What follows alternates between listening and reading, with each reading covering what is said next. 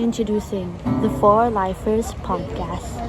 Paano ba natin malalaman kung red flag siya o hindi?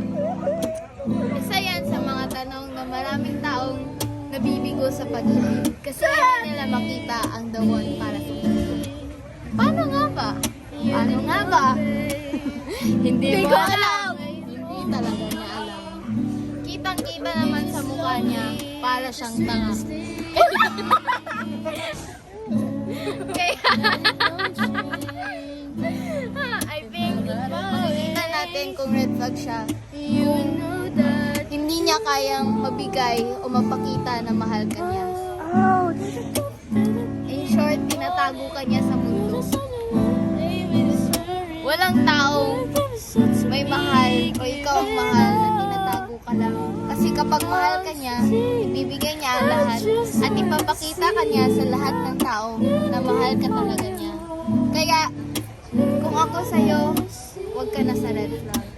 Masasaktan ka lang.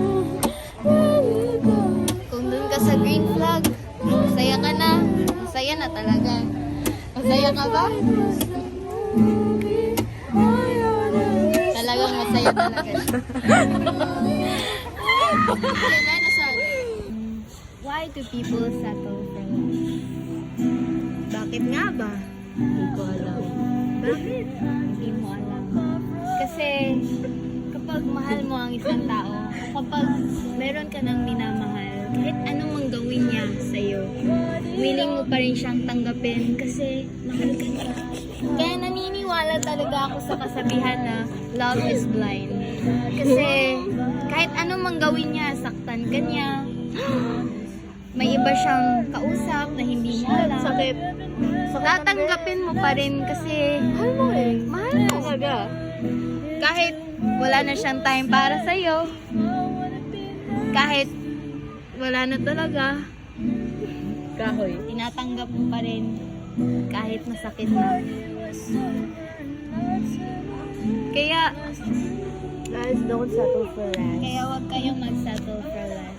Kasi you deserve a love that you don't have to ask for it. Like, a love, Don't have to beg for it. yes, a love where you don't need an explanation why. Kasi it's love. That's why. Sige, grabe.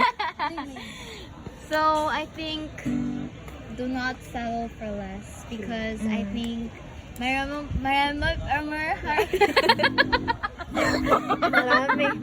pang tao. marami pang Ika nga, naingan nga, there's so many fish. there's still many fishes in the sea. Yes. To catch. Kasi talaga naman, pero hindi mo na-catch. Kaya na food poisoning ka. So, ako, mga tara ko. Paano mo masasabi na siya na talaga? Paano mo masasabi na siya na talaga? I think, paano mo masasabi? Paano nga ba? Katumbain ito. Katumbain sa TikTok. Ano ang love para sa'yo? I feel like, I think it's the right one if Tatanggapin. you start to love yourself even more. Yeah. You start to appreciate the little things because you're in love. Wow! Nakikita mo na ang halaga mo. You see that, oh, this is love. Uy, tinood siya. Like, for me, I'm really thankful na nakita na ko. Maybe not the one, pero maybe he's not the one, but I hope he's the one. Head love. Yeah. I hope he's not the one. No!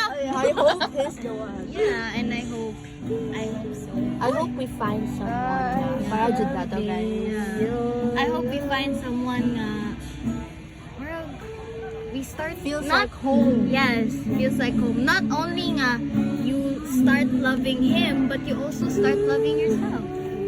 Kaya if dun ka pupunta sa red flag or a love that's not meant for you, I think think you won't appreciate yourself even more. You start to disrespect. There's more in it. Yes! There's more in Yes, it. yes, yes. Ganun You pa start to kaimportante siya. disrespect yourself because you think na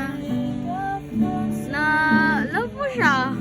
Tatanggapin mo kahit anong mangyari.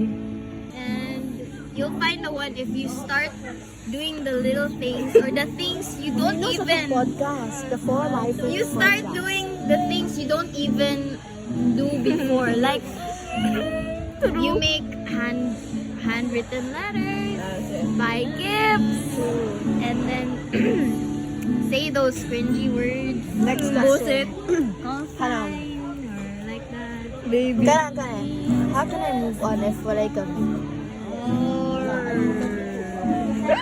That's the very complicated na talaga niyan. Pero how to move on? For me, if wala naman kayo, it's your choice if you want to move on or not. Because I think if you feel like may iba na siya, Nasa basurahan to.